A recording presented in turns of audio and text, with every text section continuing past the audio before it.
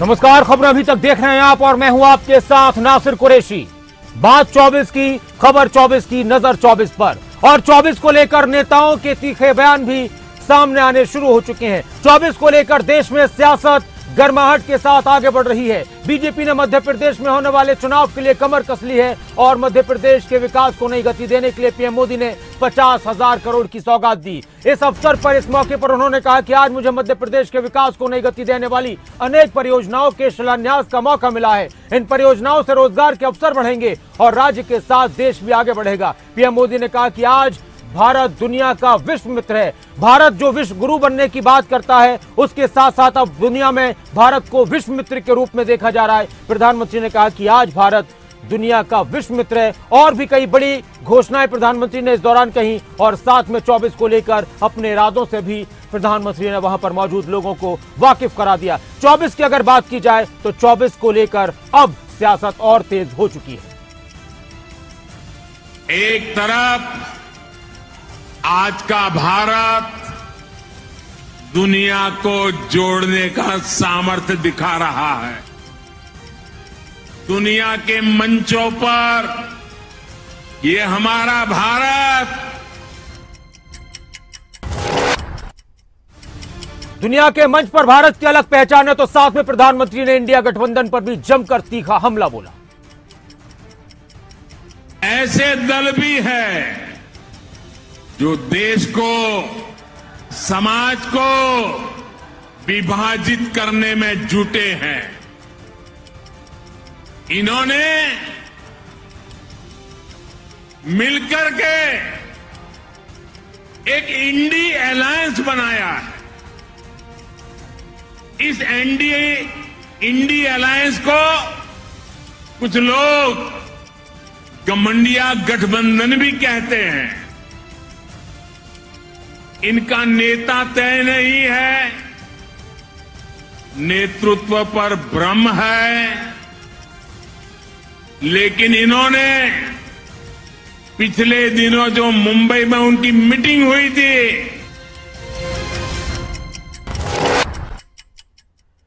एक तरफ प्रधानमंत्री नरेंद्र मोदी ने इंडिया गठबंधन पर जमकर निशाना साधा, तो वहीं इंडिया गठबंधन की समन्वय समिति की बैठक दिल्ली में हुई थी और इस दौरान कई बड़े फैसले लिए गए। साथ में भी निकलकर सामने आया कि इंडिया गठबंधन की पहली रैली भोपाल में होगी अक्टूबर के पहले हफ्ते में। इसके साथ ही पवन खेड़ा ने भी बीजेपी पर जमकर निशाना साधा।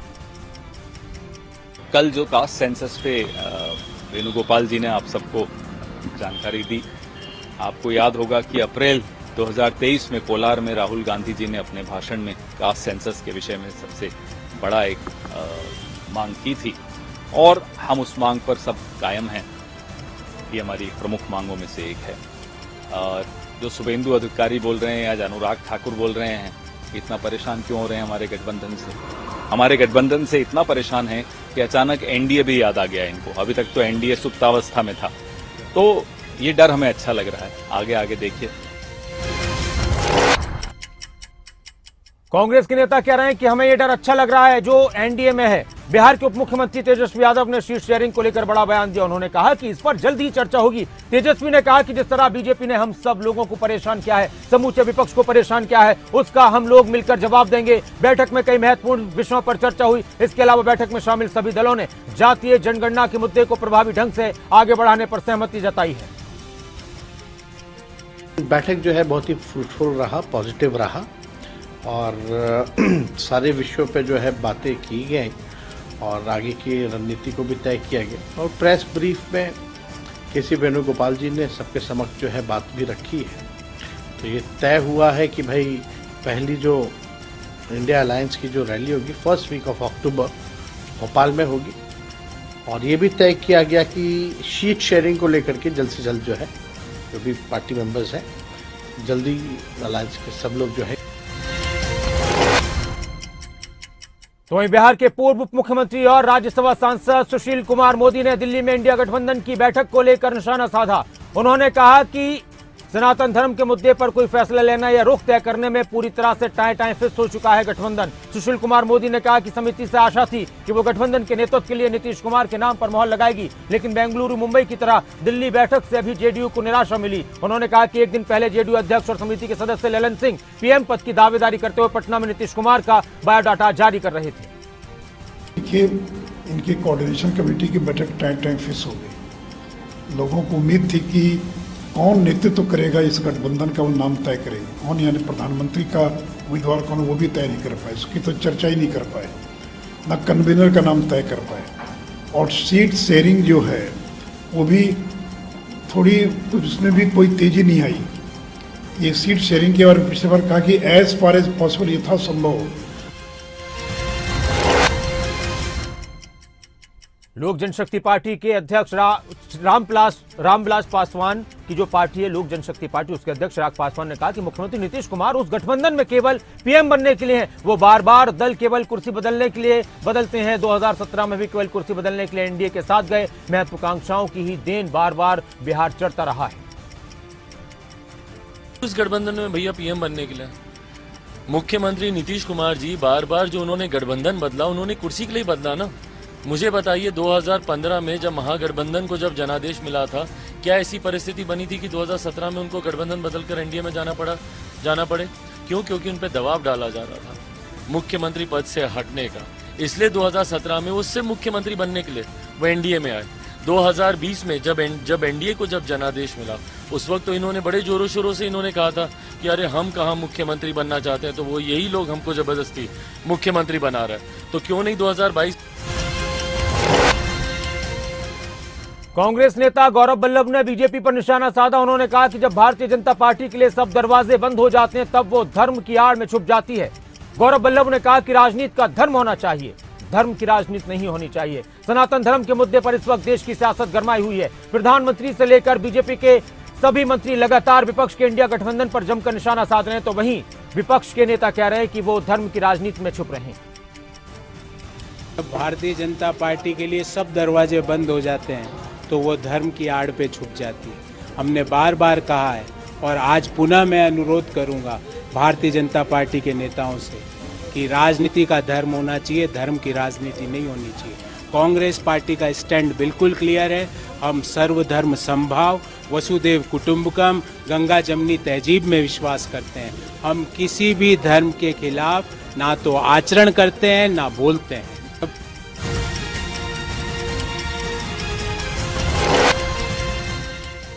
राजस्थान में इस साल विधानसभा का चुनाव भी होना है, तो 2024 में लोकसभा के चुनाव की बात है। हालांकि एक नेशन एक चुनाव की बात जो निकलकर सामने, उसको लेकर पता नहीं कब क्या चीजें निकलकर सामने आए। लेकिन राजस्थान में बीजेपी दोबारा से सत्ता पर काबिज होने के लिए लगातार कोशिश कर रही है। केंद्रीय मंत्री अनुराग ठाकुर ने जनसभा को संबोधित किया और प्रदेश की गहलोत सरकार पर जमकर निशाना साधा।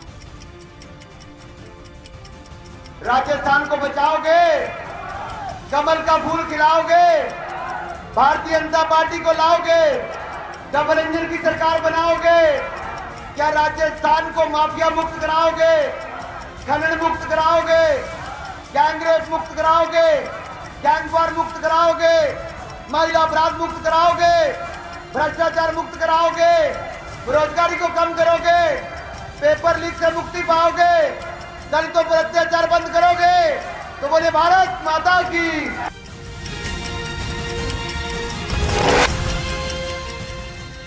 Jammu Kashmir national conference party के अध्यक्ष और राज्य के पूर्व मुख्यमंत्री फारूक अब्दुल्ला ने एक बार फिर भारत और पाकिस्तान के बीच बातचीत पर जोर दिया। अनंतनाग मुठभेड़ के बारे में बात करते हुए अब्दुल्ला ने कहा कि दोनों देशों को चर्चा करनी चाहिए और दोनों देशों में शांति लाने का रास्ता खोजना चाहिए।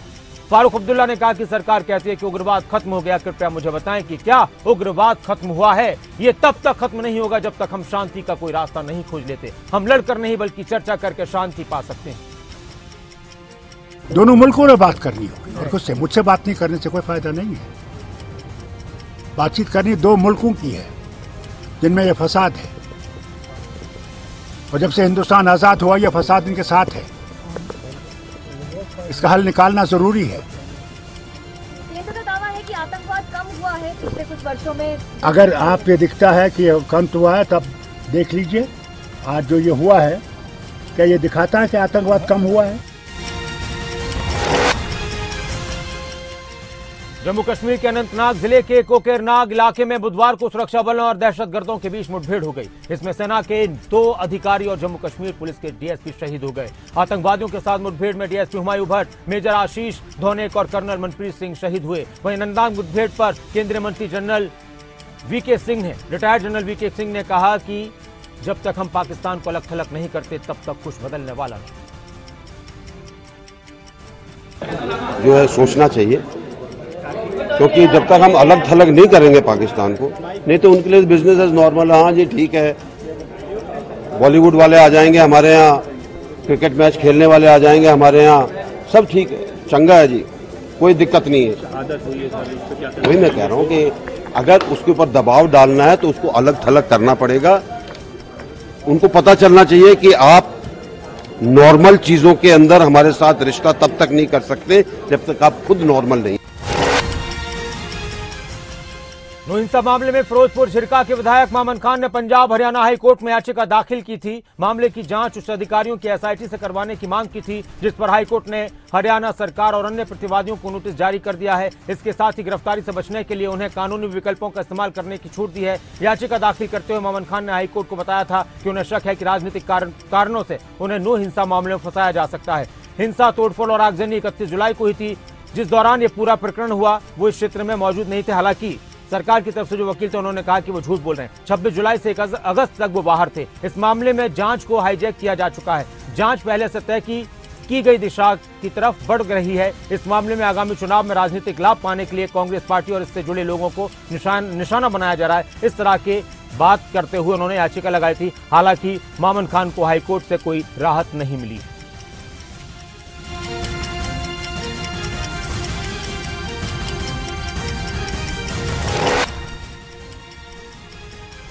इनेलो नेता अभय चौटाला ने मुख्यमंत्री मनोहर लाल पर निशाना साधा। उन्होंने 6 पोर्टल लॉन्च किए जाने को लेकर कहा कि मुख्यमंत्री का नाम बदलकर पोर्टल रख दिया जाना चाहिए। ये सिर्फ पोर्टल की सरकार है, लोग पोर्टल को जड़ मूल से समाप्त करना चाहते हैं। हरियाणा में बहुत सारे कामों के लिए सरकार की तरफ से पोर्टल बनाए गए हैं। मुख्यमंत्री ने यह भी कहा कि हम पोर्टल बनाते रहेंगे क्योंकि पोर्टल से लोगों को फायदा पहुंचता है। उन्होंने ये भी कहा कि विपक्ष हमें खासतौर से हुड्डा का नाम लिया कि हमें वो पोर्टल की सरकार कहते हैं, इसमें हमें सुनने में अच्छा लगता है, कोई खराब नहीं लगता। तो वहीं अभय चौटाला ने पोर्टल को लेकर सरकार पर निशाना साधा। मंत्री का नाम मनोहर लाल की जगह पोर्टल रख देना चाहिए। ये मुख्यमंत्री नहीं है, ये हरियाणा की सरकार नहीं, पोर्टल की सरकार है। वो यही कह रहे हैं कि विपक्ष पोर्टल को हमेशा मुद्दा बनाए रखे, जनता उसको पसंद कर रही है। हम भी चाहते हैं कि विपक्ष पोर्टल पे ही रहे, मुद्दा बनाते। जनता तो ये चाहती है कि ये पोर्टल जड़ मूल से समाप्त हो जाए, साथ साथ मनोहर लाल खट्टर। अभय चौटाला कह रहे हैं कि जनता चाहती है कि पोर्टल को जड़मूल से समाप्त कर दें। तो वहीं हरियाणा के मुख्यमंत्री ने कहा कि हर एक पोर्टल का अपना महत्व है। इसके साथ ही उन्होंने नेता प्रतिपक्ष और पूर्व मुख्यमंत्री भूपेंद्र सिंह हुड्डा पर भी निशाना साधा और कहा कि मैं भूपेंद्र सिंह हुड्डा को धन्यवाद देना चाहूंगा कि उन्होंने हमारी सरकार को पोर्टल की सरकार की संज्ञा दी। हर एक पोर्टल का एक अपना महत्व है और मैं प्रारंभ में ही धन्यवाद करना चाहूँगा अपने पूर्व मुख्यमंत्री भूपेंद्र सिंह हुड्डा जी का कि जिन्होंने ये संज्ञा दी है कि ये पोर्टल की सरकार है। तो मुझे गर्व है इस बात को सुनने में भी कि पोर्टल की सरकार है और लगातार हम नए नए पोर्टल जन सुविधा के लिए लाते रहेंगे। और मैं उनसे अपेक्षा भी करता हूं कि इस विषय को चुनाव के आखिरी समय तक छोड़े नहीं, ताकि जनता इसको जान सके कि पोर्टल का कितना उपयोग है और ये पोर्टल को समाप्त करने की बात कर। एक तरफ देश में इंडिया गठबंधन की मजबूती की बातें हो रही हैं। इंडिया गठबंधन एक साथ मिलकर बहुत से फैसले ले रहा है, लेकिन हरियाणा में इंडिया गठबंधन की राह आसान दिखाई नहीं दे रही। हरियाणा के पूर्व मुख्यमंत्री भूपेंद्र सिंह हुड्डा ने कहा कि हरियाणा की सभी 10 लोकसभा सीटों पर कांग्रेस ही चुनाव लड़ेगी। पूर्व सीएम ने आम आदमी पार्टी और इनेलो की दावेदारी पर भी निशाना साधा और वोट प्रतिशत का उदाहरण दिया। उन्होंने कहा कि हिसार जिले की आमदमपुर विधानसभा सीट से आम आदमी पार्टी को कितने वोट मिले थे, ये सबके सामने उनकी जमानत जब्त हो गई थी। आम आदमी पार्टी किस आधार पर हरियाणा में सीटों पर अपना दावा ठोक रही है। मैंने कहा हरियाणा में तो कांग्रेस पार्टी स्वयं में सक्षम है। आप रिजल्ट देखो, पिछले 19 के रिजल्ट देखो, बीजेपी के 10 के 10 MP हैं, लेकिन सेकंड नंबर पे तो सब जगह कांग्रेस ही रही है। नहीं वो बात आपकी ठीक है सर, लेकिन सर अलायंस होगा तो सीट शेयरिंग भी करनी पड़ती है, तो होगी सर। तैयार है अगर आम भाई जिसका जो होगा, यहाँ आम आदमी पार्टी का तो अभी आदमपुर में लड़ी थी, आदमपुर आम आदमी जमानत में नहीं बची।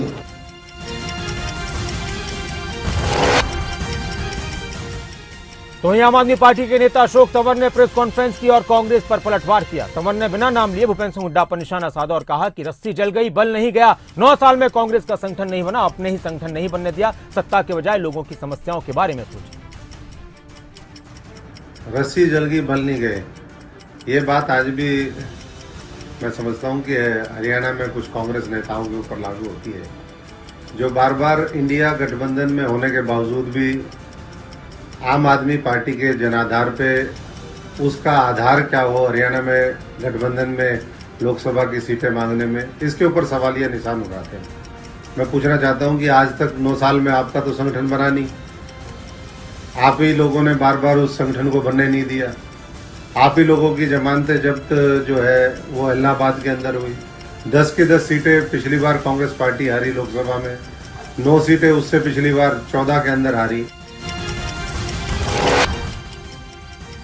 इनेलो नेता अभय चौटाला एक तरफ जहां बीजेपी और जेजेपी पर जमकर निशाना साधते हैं, तो उनके निशाने पर कांग्रेस के नेता भी हैं और लगातार अब कांग्रेस के नेताओं पर भी वो निशाना साध रहे हैं, कांग्रेस की गुटबाजी पर तंज कस रहे हैं। एक बार फिर उन्होंने कहा कि पहले ये लोग अखबारों में लड़ते थे, लेकिन अब सड़कों पर लड़ रहे हैं, इन्हें एक मंच पर कर दिया जाए तो वहां भी लड़ेंगे। तो जेजेपी वाले भी करते थे, बढ़ गई उनकी। आप भी एक अलग पार्टी बनाओ और दावा कर दे मैं भी मुख्यमंत्री बनूंगा। ये फैसला जनता ने करना है। हुड्डा का हाल देखा नहीं आपने, ये पहले अखबारों में लड़ते थे, एक दूसरे को नीचा दिखाने के लिए, एक दूसरे को कमजोर करने के लिए, किसी ना किसी से कहते थे तू ये भाषा बोल और वो बोल देता था। अब ये सड़क पे लड़ रहे हैं, इनको एक मंच पे इकट्ठा करो, फिर एक मंच पे भी लड़ेंगे। इनको लोगों से कोई सरोकार नहीं है।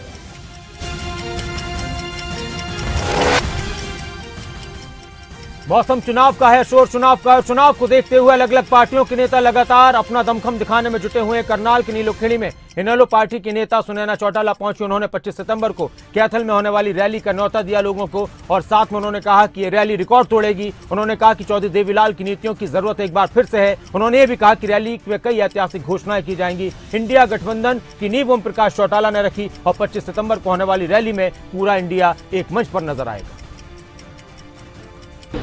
रिस्पांस आपको 25 सितंबर की रैली बताएगी। ये एक ऐतिहासिक रैली अपने आप में होगी और जहाँ पे भी हम लोग ये यात्रा लेके गए हैं, हर जन ने ये विश्वास दिलाया है कि आदरणीय चौधरी देवीलाल जी के नीतियों की बहुत ज़रूरत है, जो दोबारा से आए। चौटाला साहब के राज को लोगों ने याद किया है और अभय सिंह जी चौटाला को ये विश्वास दिलाया है कि 2024 में हम मुख्यमंत्री के रूप में आपको देखना चाहते हैं।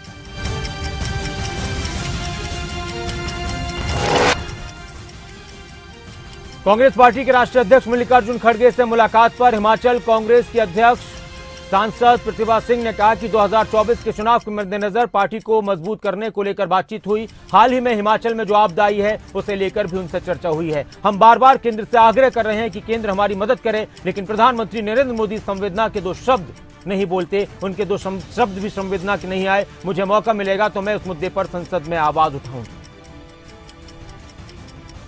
देखिए, अब ये 24 का इलेक्शन बहुत नजदीक आ चुका है, उसके लिए भी हमें पार्टी को मजबूत करने की जरूरत है, क्योंकि पार्टी इलेक्शन को देखते हुए अब ये लोकसभा के जो चुनाव आ रहे हैं उसको ध्यान में रखते हुए हमारे को पार्टी को रीऑर्गेनाइज करना पड़ेगा और दोबारा पार्टी के लोगों को अहमियत देनी पड़ेगी, तभी हम उनको स्ट्रांग कर पाएंगे और तब वो जाकर फील्ड में पार्टी के लिए काम करेंगे। ये कुछ इश्यूज थे।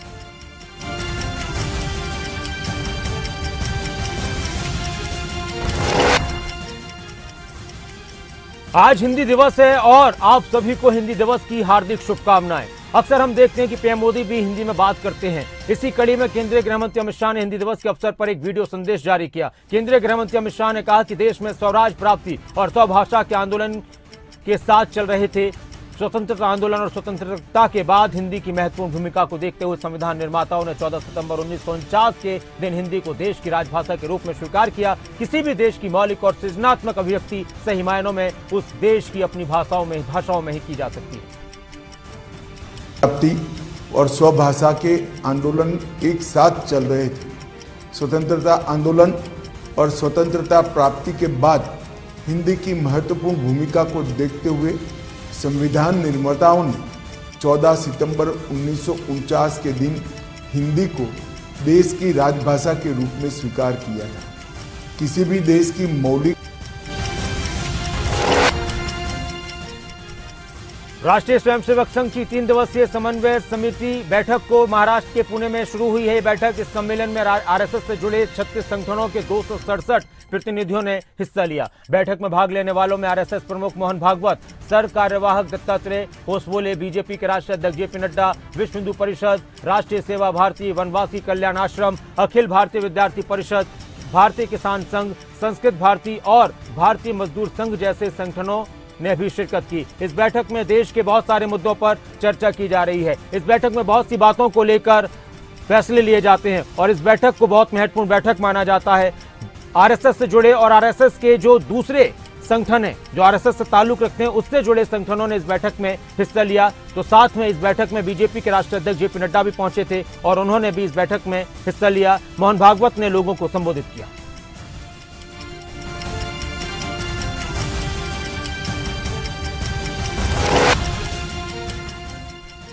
इंडिया गठबंधन पर उत्तर प्रदेश के उप मुख्यमंत्री केशव प्रसाद मौर्य ने कहा कि 2024 में भाजपा गठबंधन उत्तर प्रदेश में सारी सीटें जीतेगा, यानी एनडीए गठबंधन उत्तर प्रदेश में सारी सीटें जीतेगा और कोई अन्य दल राज्य में खाता भी नहीं खोल पाएगा। मैं मानता हूं कि ये गठबंधन वैसा है जैसे एक अनार 100 बीमार, यानी इंडिया गठबंधन पर उन्होंने निशाना साधा। जैसे तराजू में कोई मेंढक रखकर नहीं तोल सकता, वैसे ही ये विपक्षी गठबंधन भी एकजुट नहीं रह सकता। इसके अलावा उन्होंने दावा किया कि हमारी पार्टी 2024 में उत्तर प्रदेश की सारी सीटें जीतेगी। आज प्रधानमंत्री नरेंद्र मोदी ने भी इंडिया गठबंधन पर जमकर निशाना साधा और इंडिया गठबंधन पर फिलहाल बीजेपी के नेता सनातन धर्म को लेकर बहुत तीखा प्रहार कर रहे हैं।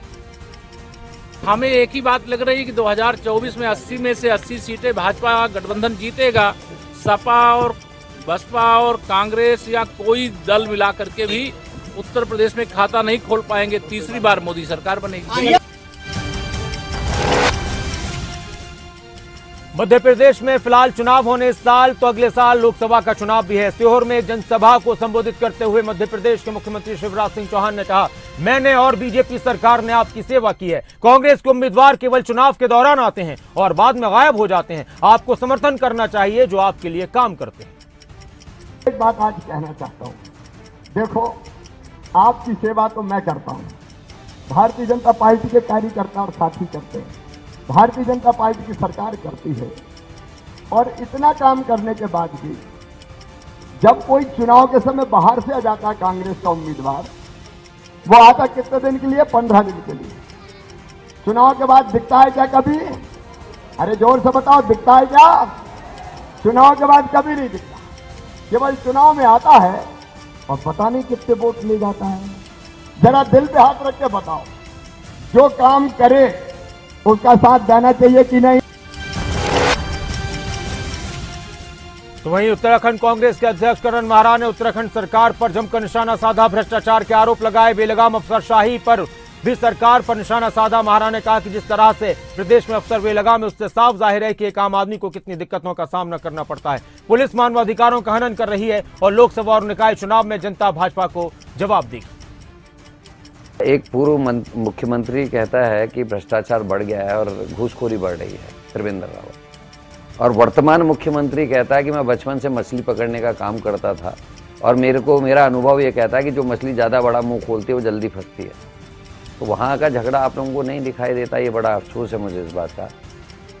कार्य ना हो, प्रश्न कांग्रेस से, घोटाले हों, विपक्ष से प्रश्न, अंकिता मर्डर केस हो, प्रश्न विपक्ष से, झगड़े बीजेपी में हो, मुख्यमंत्री कहता हो कि साहब कोई क्षेत्र नहीं छोड़ेगा, आपदा का समय है।